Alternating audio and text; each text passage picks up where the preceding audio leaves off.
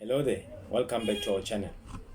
Did you know that the switch of this plastic kettle can either be replaced or repaired? But firstly, we need to appreciate, how do you know that the switch is dead? We know for a fact that when you switch the kettle on, there's no light that is coming in and there's no heat. We know for a fact that it's the switch that is dead.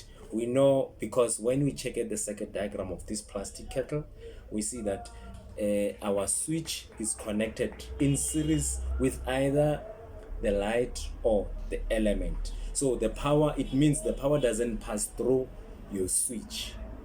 So if the switch is not working, it's faulty, there won't be any power that is passing through. So that's how you know that your switch is dead. Not in a situation where the light doesn't come on but it's heating. In a situation where there's no light but the element is heating, it's because the light is dead.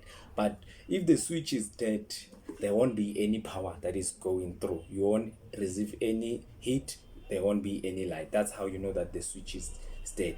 It's either you need to replace it or repair it if the damage is severe.